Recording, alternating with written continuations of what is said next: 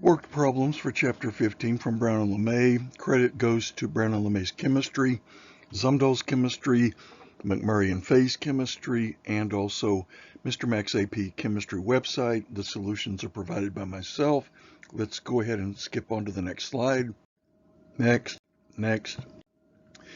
And now the first problem says write an equilibrium expression for the following reaction. So these are kind of fun actually. So what we would do would be to write products of reactants.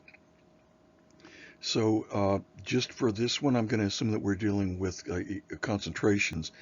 And I usually don't take the time to write these out because it's so hard to write with this little marker. But I will do it here. Now these are actually gases.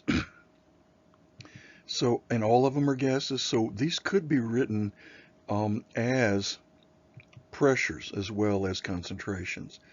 But anyway, what we're going to wind up with is that the K, and I'm going to write Kc here because I'm going to write these as concentrations because they don't really tell us which one we're supposed to use, equals H2O to the 6th, which I've actually got these reversed, times NO2 to the 4th,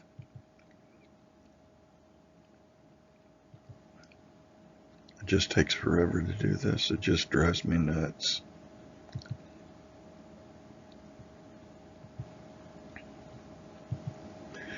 Divided by your reactants, which maybe I won't write all these out.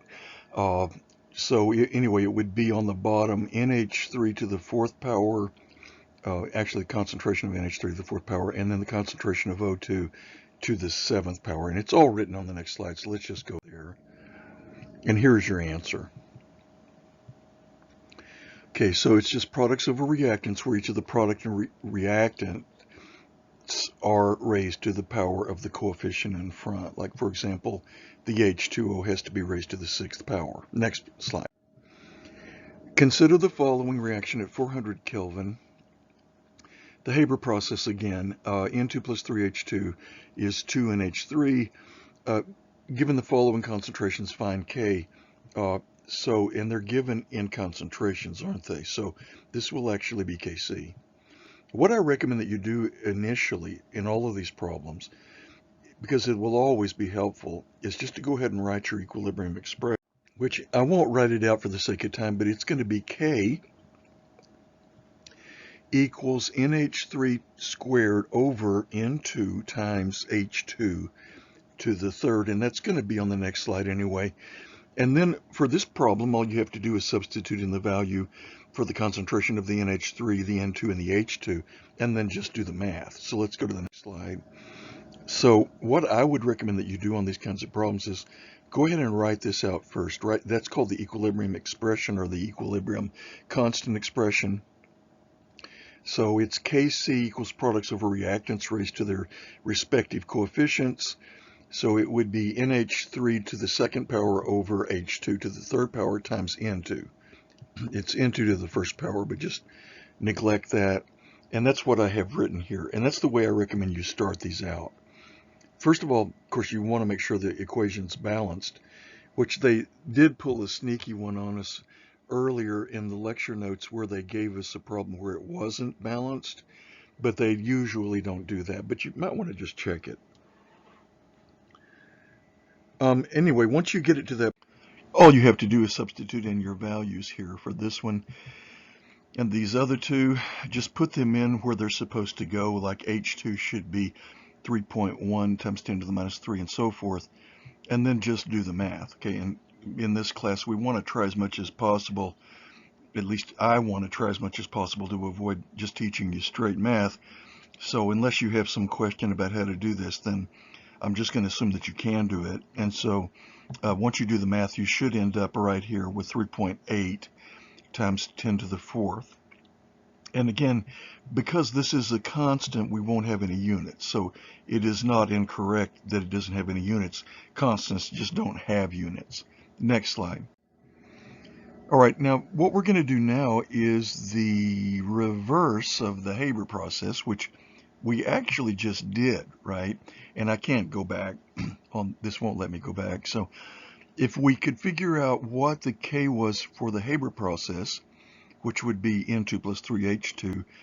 And you could do that because on YouTube you can actually go back. So if you went back to the constant we found for the Haber process, then because this one is just reversed, and let me just look at the numbers in front of these things to make sure they didn't change them, and they didn't.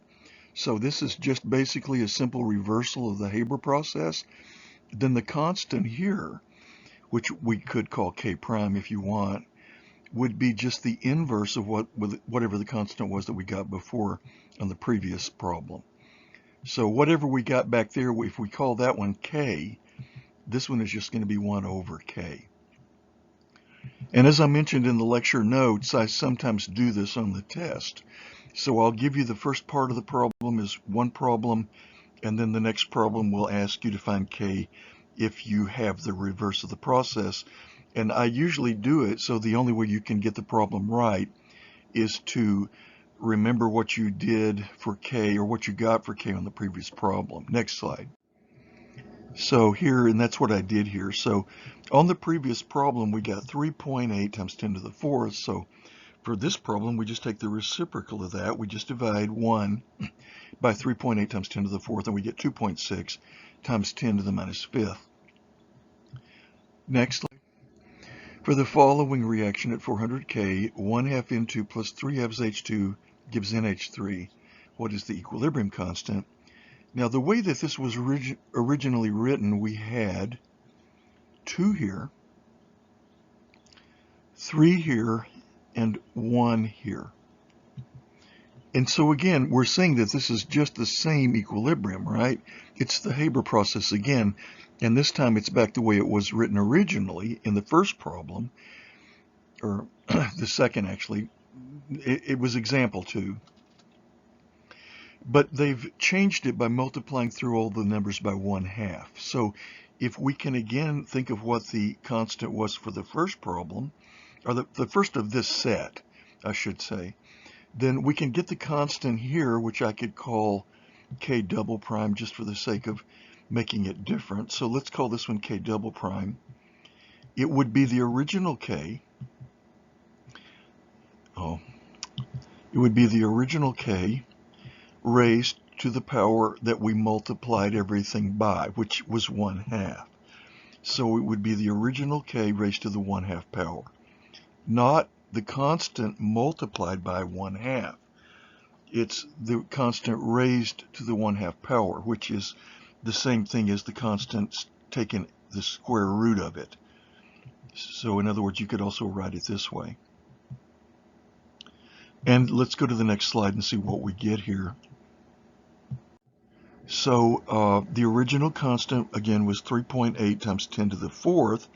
So we just take the square root of that because we multiplied what we had originally by 1/2. So we multiplied that by 1/2, that by 1/2, and it would have been the way it was originally written, and this by 1/2. So this was originally 2. So when we multiply that by 1/2, we get 1. So because we multiplied through by 1/2, we have to raise the constant to the 1/2 power, or in other words, take the square root of it. So just take the square root of the original constant, which is 3.8 times 10 to the fourth, and you get 1.9 times 10 to the second. Next. For this one, it's very straightforward. So what I'm going to do is just tell you what to do to solve it, and then I'll go to the answer. I'm not going to write anything down. So what you're going to want to do is write down your products over your reactants and set that equal to K, where K is what you're trying to figure out. So it would be N2 times H2O, and that has to be squared because of the 2. And then all of that divided by NO, and all these are going to be concentrations, NO squared times H2 squared. And then just everywhere you have like H2, just substitute in the number for that. Like H2 would be 4.1 E minus 5. And then just do the math. So let's go to the next slide. So here is our equilibrium expression. And so just write that out, and then everywhere you have like an NO or an H2 or whatever, just substitute in from up here the number for that. So N2 would be 5.3 times 10 to the minus 2. So just put that there. And then multiply that by whatever H2O's concentration is. The H2O concentration has to be squared. And then divide by H2's concentration squared times NO's concentration squared. So that's kind of done here for you. I just went ahead and substituted in. And then I left the math for you to do, and you should get that K is 4.04 times 10 to the 6th, which I rounded to 4.0 times 10 to the 6th. Next slide. And I usually call these out, but I left this one in here in case you want to pause it and read it. Next slide. At 327 degrees centigrade, the equilibrium concentrations are CH3OH is 0.15 molar, CO concentration is 0.24 molar, H2 concentration is 1.1 molar. For this reaction, CH3OH is breaking up into CO plus 2H2. Find Kp. All right, so the difference between this problem and the previous ones is that they want us to find the Kp, but they don't give us the pressures. But there's a way around that, because what we can do is we can find Kc first. We can find that, right, because we have the concentrations. So just take the concentration of H2, which is 1.1. So again, let's just back up for a moment. I would go ahead and write out the equilibrium constant expression, which would be Kc equals concentration of CO times concentration of H2 squared divided by concentration of CH3OH, which is methanol. And then I would just put the numbers in and find Kc. So I'll leave that for you to do, and it's going to be given on the next slide anyway. But we're not going to have the answer when we do that because they're asking for Kp.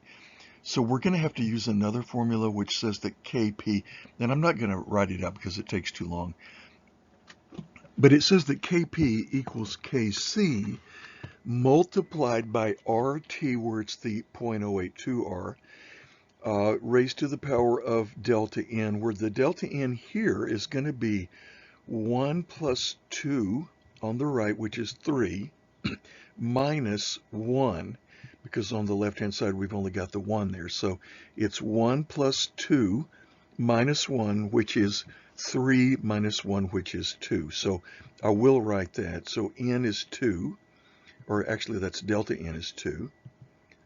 I'll go back and write the delta N in just a moment. So delta N is going to be 2. So we're going to raise RT, and I'll write that separately. So it's R, and this is in parentheses, T, and that's the absolute temperature. So to get that, we have to add 273 to 327. That's what we're going to wind up with. Okay, so when we figure out what Kc is, we'll multiply it by whatever we get when we do this part, and that will give us the Kp, and that's our answer. Okay, so to get the temperature, we add this to 273, and that ends up being 600 Kelvin. So the temperature is going to be 600, so that goes here for the T, and R is going to be the 0.082R. So multiply 0.082 times 600, and then square that, and then whatever you got for Kc, you multiply times that, and you'll get Kp. Next slide. And that's all done here. So first of all, I wrote the equilibrium expression, and then I substituted in the various values for the concentrations, and I figured out what Kc was, and it was 1.936. And then I multiplied that 1.936 by quantity 0.082 times 600 raised to the second power, where the second power is because you take 3 minus 1. And when you do all of that, you get 4.7 times 10 to the third. Okay, next slide. All right, here's another one. For the reaction or equilibrium, 2H2O gives 2H2 plus O2. We have that K is 2.4 times 10 to the minus 30 at a given temperature. At equilibrium, it's found that the H2O concentration is such and such, and the H2 concentration is such and such. What's the concentration of O2? The only difference between this problem and the other ones that we've done, we're going to assume here, they don't actually tell us, but we're going to assume that this is Kc. What we do here is we set up our equilibrium expression where we say K equals concentration of products raised to their respective coefficients, powers over the reactants.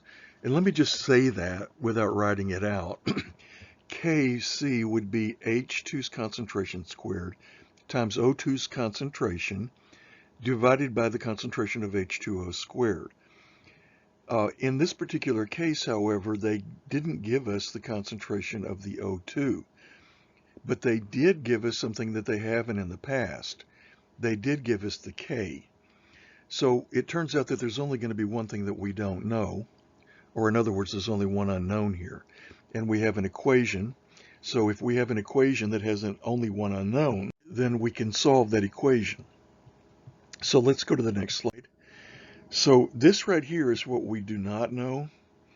So what you can do is you can either just leave it the way it is, put the values in for the respective things or the various things and solve for the O2, or you can do what I did here where you first of all rearrange it to get the concentration of O2 by itself on one side of the equation. And I mean, that's really the more straightforward way to do it, but you don't have to do it that way. So I did that, and then I just substituted in or plugged and chugged everything that we know. And so that gives you the answer. It's 0.08 molar. So the only difference here is that they just changed it around where they gave us K and they didn't give us one of the concentrations. Otherwise, it's the same thing we've been doing. Next slide.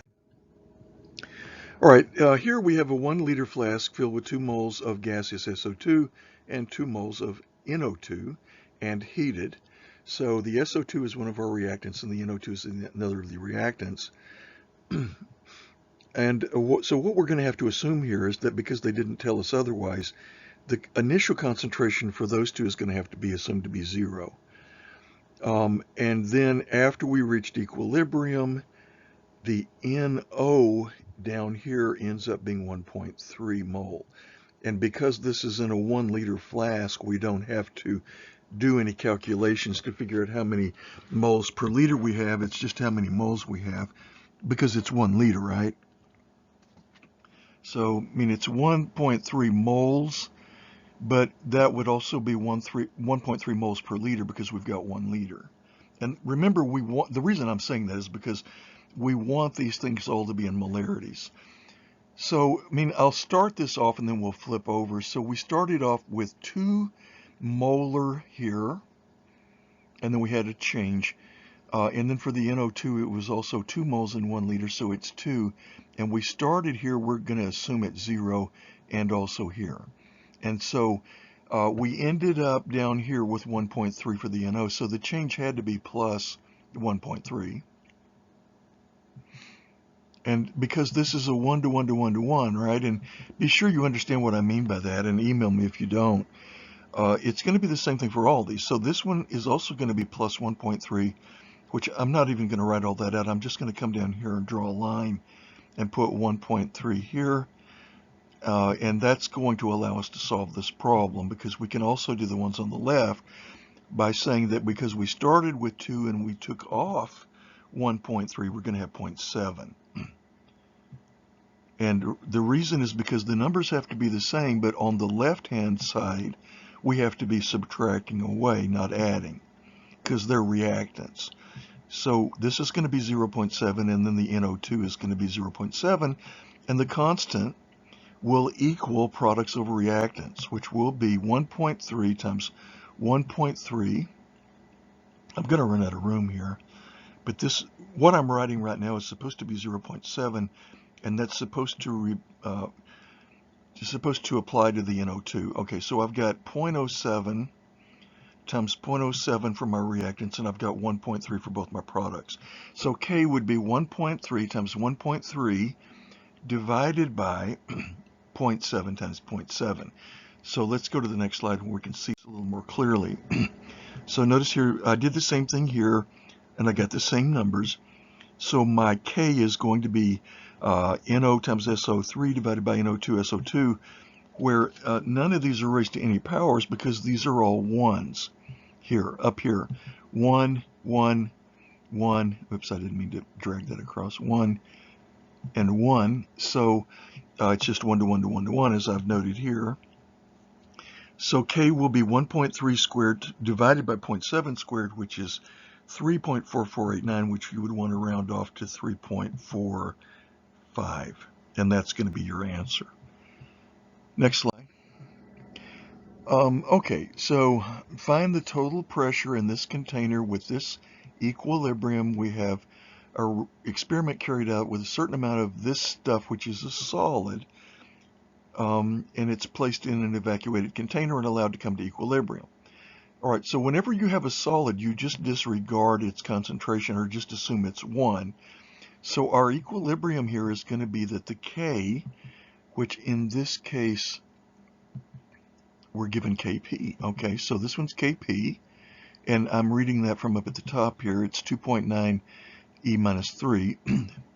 Anyway, so Kp is going to equal products of reactants, which is going to be NH3 squared times CO2. And be sure you understand that. And this is actually going to be pressures here. So we're going to have to try to find the pressure at equilibrium, the total pressure at equilibrium. So NH3 squared times CO2, where these are the pressures now, not the concentration. So I'm writing these in parentheses rather than in brackets. So the pressure of the CO2 times the pressure of the NH3 squared will give us the K, and we know what K is. Okay, and I think that wraps everything up there. So that's our expression. Okay, so how do we solve this? Well, what we have to do here is we have to make an ice table, and on the left-hand side we're not going to put anything because that's a solid, and over here we're going to assume that we start with 0 for here and here, and then we're going to add 2x for the NH3 because of that 2 in front of the NH3. So we're going to wind up with plus 2x here, and we're going to wind up with plus x here for the CO2. And so for the CO2, we're going to have 0 plus x is x, and for the NH3, which I'll try to write that further down so you can see it. So this is going to be at equilibrium. And then for the NH3, we're going to wind up with 0 plus 2x is 2x. And that's going to be at equilibrium. And our expression here is that NH3 has to be squared. So here's the expression that we came up with a moment ago. It's NH3's pressure squared, not concentration in this case. So again, what we'll do is we'll just substitute in 2x here for the pressure for NH3, and then we'll substitute in x here for the pressure of the CO2. So what we're going to end up with is 2x squared times x. And 2x quantity squared is 4x squared. That looks more like a 1 than a 2 there. So 2x quantity squared multiplied by x is going to be 4x to the third. And I'm not going to write that out, but it's going to be 4x to the third. So that is going to equal Kp, right? But we know what Kp is, so what we can do is we can use the equation 4x to the third power equals, and it's 2.9 times 10 to the minus third for Kp, and solve for x. So let's go to the next slide and do that, and that'll give us our answer. So this is just what I just did. I got 4x to the third. I'm down towards the bottom of the slide, and that is going to equal 2.9 times 10 to the minus third. And when we solve for x, we get that x is 0.089, and that's going to be atmospheres. So look back at your chart, and you see here that x was the pressure for CO2, and the pressure for the NH3 was 2x. So the pressure of the CO2 will just be 0.089 atmospheres, but the pressure of the NH3 will be 2 times 0.089, which is going to be about 0.18 roughly. So 0.18 atmospheres. And then the total pressure will actually be 1 plus 2, which will be 3 times x, which is 0.267 atmospheres. I'm underlining that at the bottom here. Or if you wanted, you could go ahead and multiply 2 times 0.089, which is going to be, as I said, about 0.18, and then you could just add that to this one, and you'll get the same answer.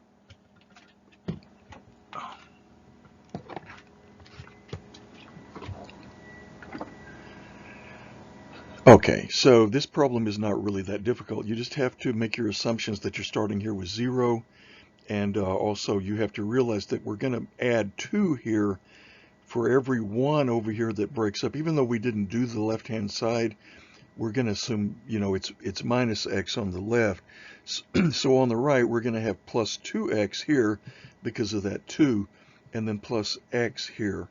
And that's how we came up with the x and the 2x down at the bottom. Okay, let's go to the next problem. So this one, I might actually let you do some of these on your own because they're not hard. So what we're doing is we're dealing with this reaction right here. So I think what I'm going to do is just go through these kind of quickly. And you can certainly pause it and repeat if you want. So we have CO plus H2O, they're all gases, is giving H2 plus CO2. So how will this equilibrium shift? So what we're assuming here for these is that this is already at equilibrium and we're messing it up by doing one of these 5 things. Why don't we start off by coming down to C?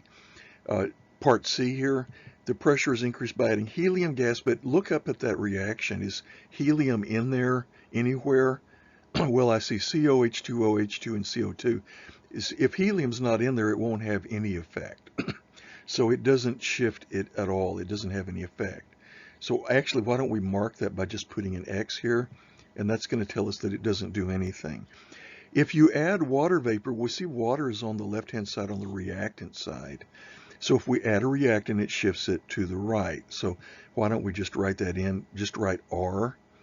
If we remove carbon dioxide, we're removing a product, and that also will cause it to go to the right, because when you remove a product, then you shift it to the right.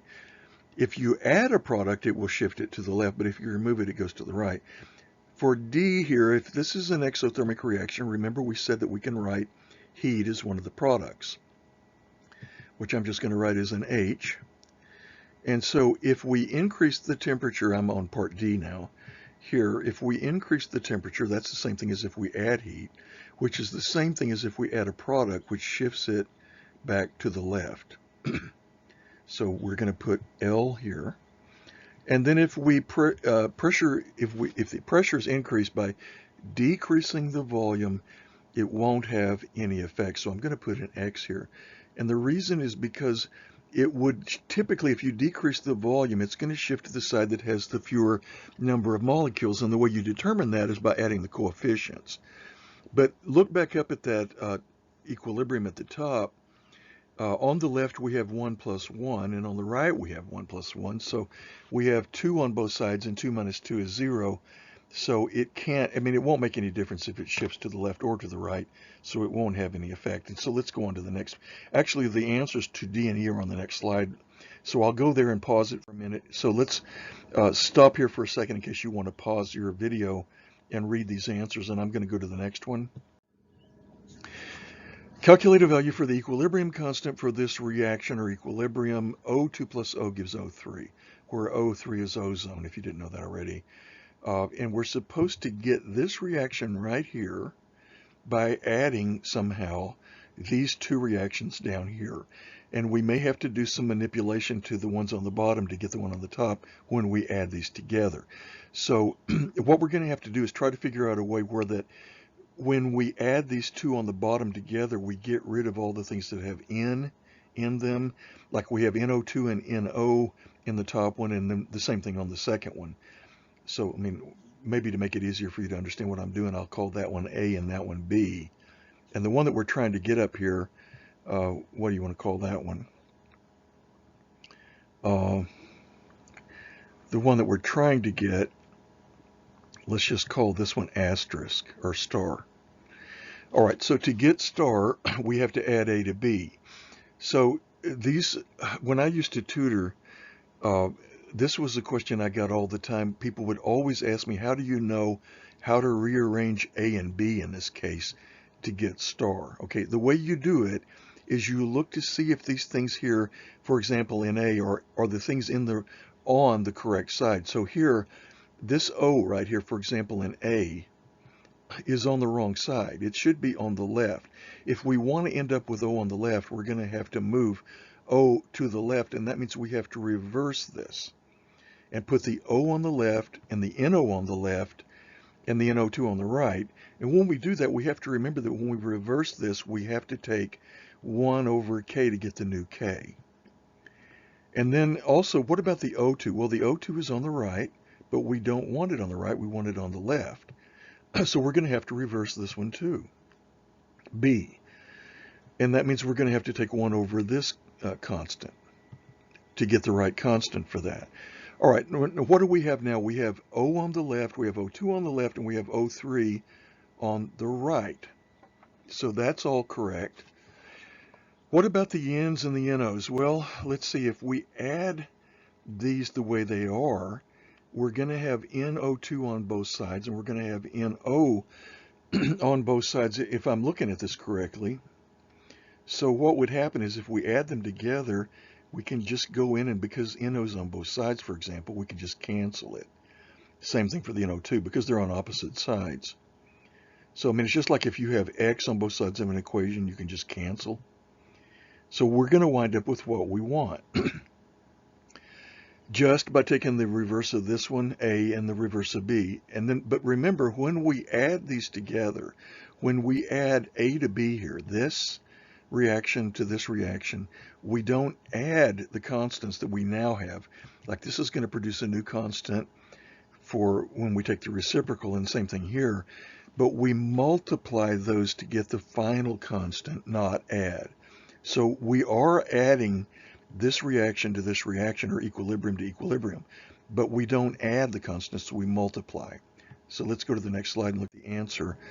So again, as I said here, we reverse both of these, and when we add all these together, this, let me just draw slashes, that cancels with that, and this cancels with this.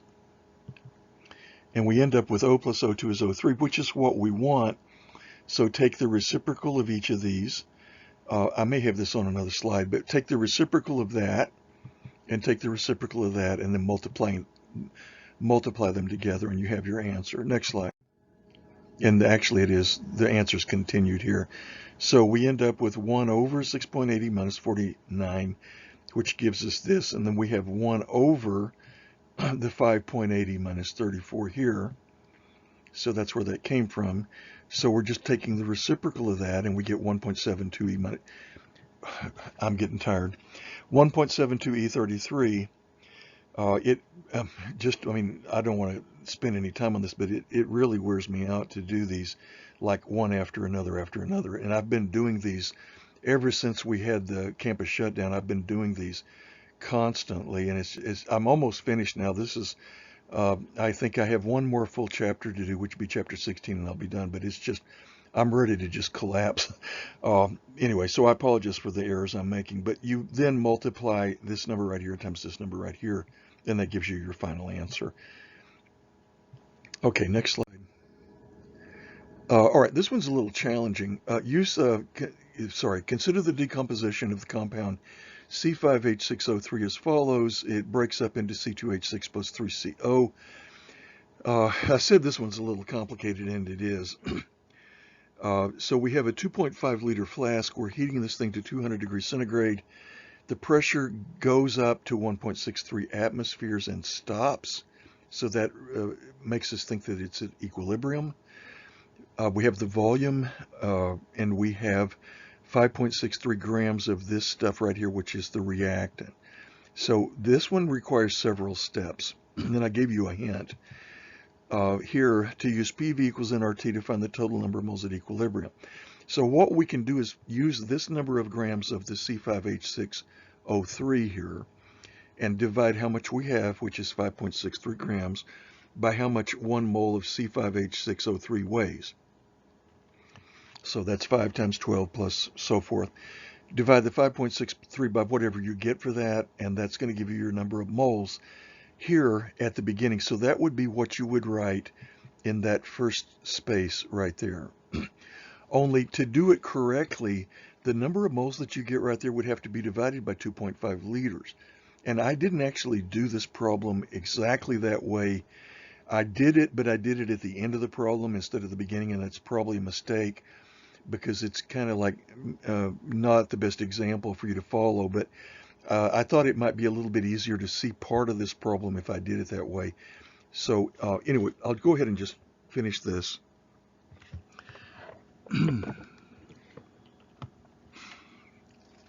So what you'll want to do is, first of all, find the number of moles you have of your reactant at the beginning, and that will go here for your initial concentration. You'd actually have to divide it by 2.5.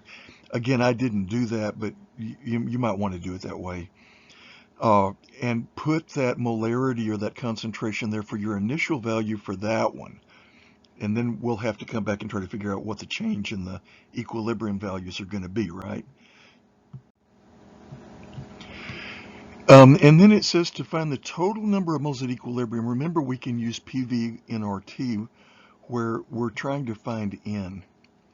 So what's the pressure? 1.63 atmospheres. What's the volume? 2.5 liters. What's the temperature? 200 degrees centigrade, but that has to be added to 273. And R here is going to be the 0.0821. And then just rearrange that to get N by itself. So you're going to have N is PV over RT, and substitute those values in, and that'll give you the total number of moles that you had at equilibrium. And from this point on, what I'm going to do is move to the next slide, and I'm going to come down here. So when you do the PV equals nRT, you get that the total number of moles at equilibrium is 0.105. And that means the total number of moles of this plus the number of moles of this plus the number of moles of this. Then I went ahead and I set up my ASH table where I went ahead and just wrote the number of moles here for reasons that I think will become clear in a moment.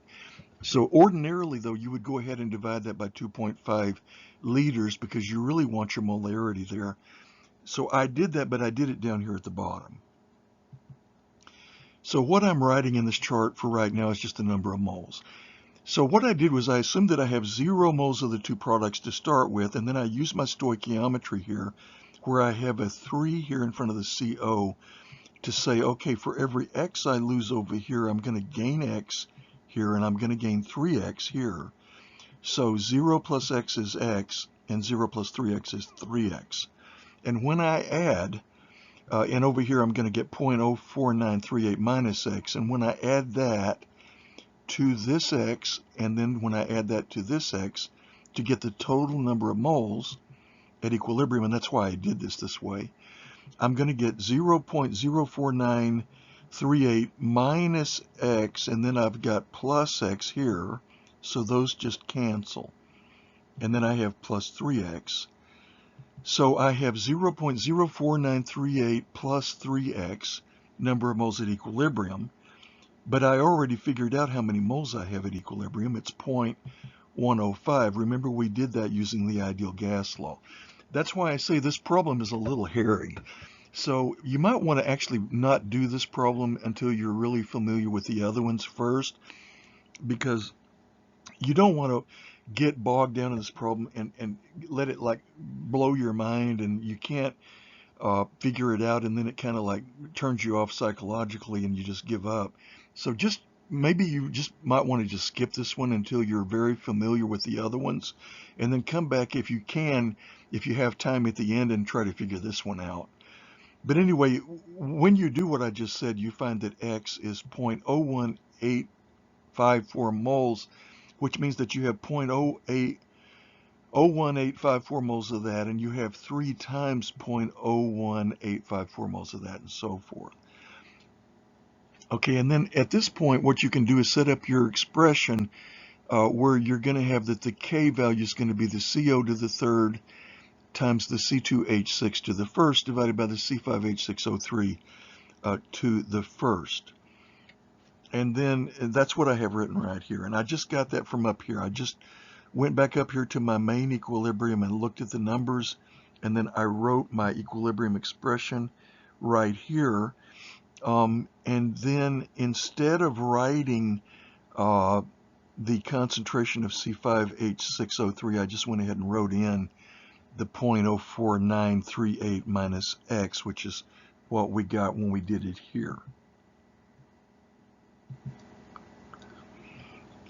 And then what I did was I put in the values that I actually got. Like, for example, for the X there, right here, I put in what we got when we solved for X, which was 0.01854. And then at this point, I went ahead and I divided that by the 2.5 liters. And then I did the same thing for the CO.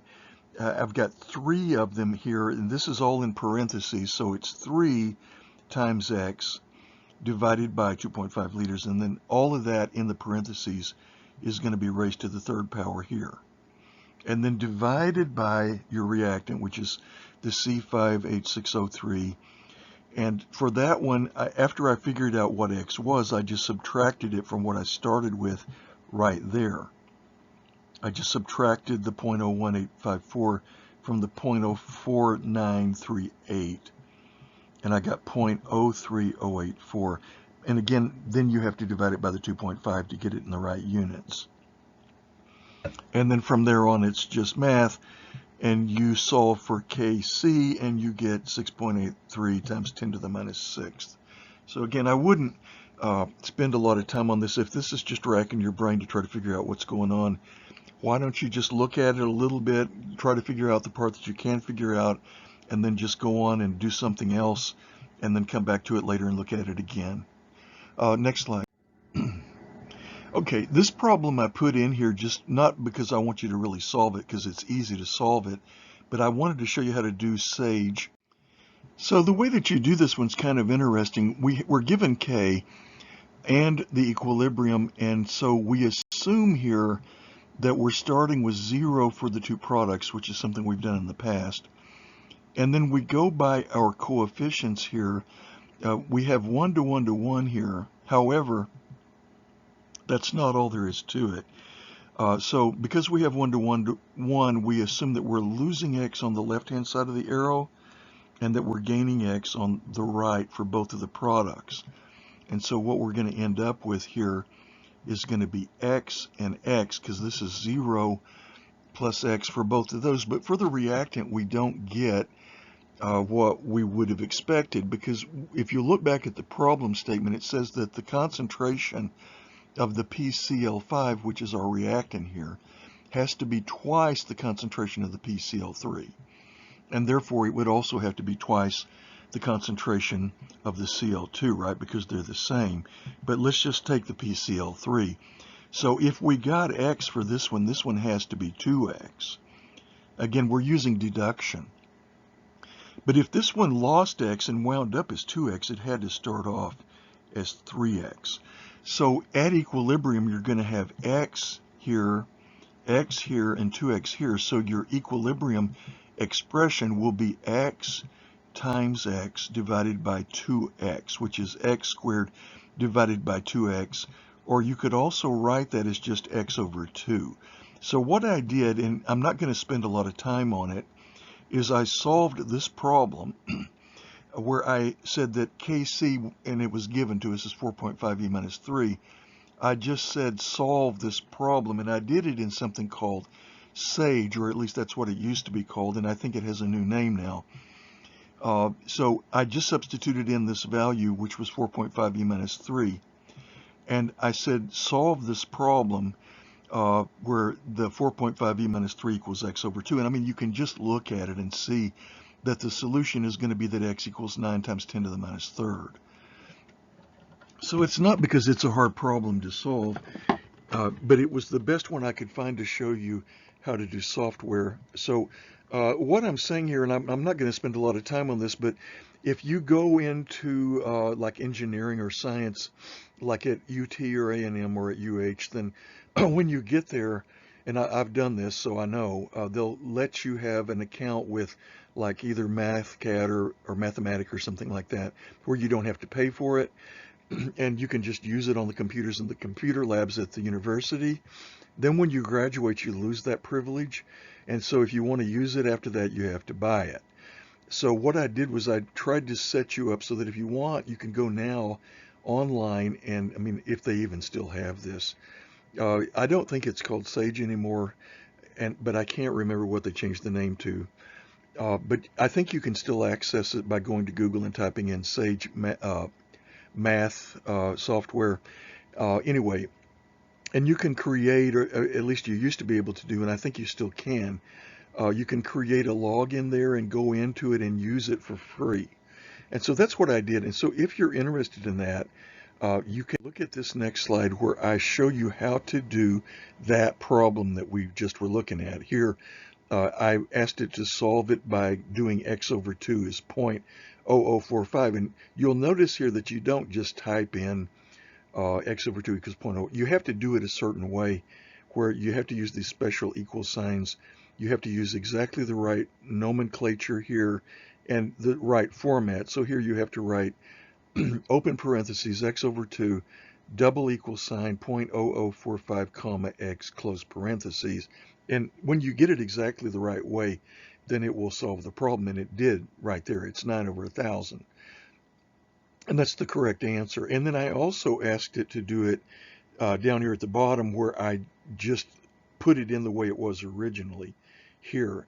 So I typed it in differently. It's the same thing, but I typed it in as x squared, which you'll notice I typed that in as x star star 2, and then divided by 2x. And that's the same thing as the x over 2, but I just wanted to show that it can do it both ways.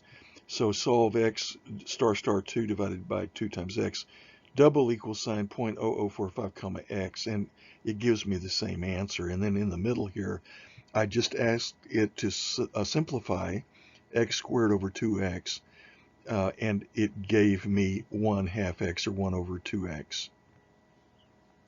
In other words, x over 2. 1 over 2 times x, or x over 2. Okay, anyway, so I'm not going to spend any more time on that. Oh, I think I have the name here. I think they've changed the name here to CoCalc. So you might be able to find it there if you can't find it under Sage. And I guess 2 semesters ago, one of my students actually did what I suggested and went in and made an account with them. And he actually made a very impressive, like a website. He actually made it into a website where you could figure out equilibrium constants and that sort of thing by just typing in the concentrations and the equation, which it was very impressive. I mean, I was really shocked that he did it. But anyway, so it's actually incredibly useful. You can see here, I mean, I don't want to spend a lot of time on this, but you can see here that you can do calculus, you can do derivatives and integrals, and you can also do rings and other advanced linear algebra type problems, and I believe you can also do differential equations. So let's move on. Next slide. All right, so this one, acetic acid is a weak acid that dissociates into the acetate ion and a proton in aqueous solution, where you have acetic acid breaking up into H plus and acetate. At equilibrium, a 0.1 molar solution has the following concentrations. The acetic acid is 0.099. The acetate is 1.33 times 10 to the minus third. The H plus is the same. The constant would be what? So all you have to do, I mean, this problem looks like it's really hairy, but it isn't. You just set up your K. So write K equals products over reactants, which I'm not going to write all that out, but it's going to be K equals the concentration of H plus, which is given to you right there, times the concentration of the acetate, which is given to you right here, and they're the same, divided by the concentration of the acetic acid, which is right here. So just multiply that number right there times that number right there and divide it by that number right there, and there you go. That's the answer. So let's go to the next slide. And when you do that, so here's your equilibrium expression. I just substituted in those 3 numbers that we just talked about, solve for K, and I get 1.79 E minus 5. Which, let's see, which answer choice would that be? It looks like it's B. Yeah. Okay, next problem. In the coal gasification process, carbon monoxide is converted to carbon dioxide by the following reaction. CO plus H2O gives CO2 plus H2, all gases. So 0.35 CO moles, and is this in 1 liter? Yeah. So these are also going to be the number of moles and the molarities. And 0.4 moles. And I'll let you go ahead and read the problem while I'm doing this. And at equilibrium, there were 0.19 moles of CO. So do we have enough information here to do this one? We're supposed to find K, right? what would the change have to have been? First of all, let's notice that this is 1 to 1 to 1 to 1. So the numbers will be the same. It's just on the left they'll be negative and on the right they'll be positive. So this would have to be minus what to get to 0.19? And in my mind, I'm thinking of 0.16. So let me just write in 0.16 and let's see if it adds up. So 9 plus 6 is 15, yeah. So if this one is minus 0.16, this one is also going to have to be minus 0.16. And then the ones on the right, which I will not write out, are going to be 0.16 as well, but they'll be plus added to 0. So we're going to wind up down here for both of the ones on the right with 0.16. On the CO, we're going to wind up with 0.19, which I've already written. And for the H2O, we'll wind up with 0.24, which I'll write here. So we have 0.19. This thing messed up. 0.24. So we have 0.19, 0.24. Now it doesn't want to write. 0.16 and 0.16. So to get K, we multiply 0.16 times 0.16 and then divide by 0.24 and then divide by 0.19 or divide by 0.24 times 19. Let's go to the next slide. And so that's what we have right here. So if you want, you can pause the video here and look at how I got this. Again, this is just deduction. So I put the things in bold that we were given in the problem statement, and everything else was able to be deduced by just doing, mainly figuring out what this number right here was, and then realizing it has to be the same number here, here, and here because it's 1 to 1 to 1 to 1. Let's go to the next slide. In which of the following reactions would increasing pressure at constant temperature not change the concentration of reactants and products? Based on Le Chatelier's principle, so increasing pressure here at constant temperature, in other words, what they're really asking is not so much about the pressure, they're asking about the volume. In this particular case, at constant temperature, if you increase the pressure, you're decreasing the volume. So what we're looking for is a situation where the number of molecules on the left and the right are the same, because that way it won't shift. Remember? So if the delta N thing is 0, then there won't be any change. So are any of these going to have the same numbers on left and right? So for A, we have 4 on the left and 2 on the right, so that's no good. B, we have 3 and 2, so that's no good. C, we have 3 and 2, so that's no good. For D, we have 1 and 2, so that's no good. So hopefully E is right, or we're stuck. So for E, we have 2 on the left and 2 on the right, so that's the one we're looking for. Let's go to the next slide. Next. The effect of a catalyst on an equilibrium is to increase the rate of the equilibrium without changing the composition of the equilibrium mixture. And we're not going to go through these other answer choices. They're all going to be wrong. So just all you have to do is just remember the definition for catalyst here. Next. Consider the following reaction at equilibrium. 2CO2 producing 2CO plus O2. Delta H is negative, so it's exothermic. So what we're going to do here, since it's exothermic, we're going to write heat on the right as a product. Now, they're telling us in the problem that if we increase the temperature, or they're saying we're going to increase the temperature, which means we're going to add a product. We're going to increase a product. So let me spend about 15 minutes here trying to write heat. Okay, so if we increase the temperature, we're adding heat, so we're adding a product, so the whole thing shifts to the left. That means O2 is going to decrease. And answer choice A says increase O2, so that's wrong. We're going to decrease CO, and C says increase CO, so that's wrong. And we're going to increase CO2, and D says decrease CO2. So those are all wrong, so it has to do with the equilibrium constant. Now remember, and this is a little tricky, so you want to pay attention to this. When we change the temperature, which we did because it said we increased it, we can change the constant. So don't make the mistake of saying, well, wait a minute, the constant never changes. We didn't say it never changes. We just said it won't change unless you do one thing. and that's changed the temperature. So what we're doing is we're shifting the whole thing to the left. That means the product concentrations go down and the reactant concentrations go up. So the thing on the top of the fraction is going to go down, and the thing on the bottom of the fraction is going to go up, which means overall what's going to happen to the whole thing, the whole quantity, it's going to go down. And the whole quantity is going to be the constant, because the constant is products over reactants. So that means that it's going to decrease the value of the equilibrium constant.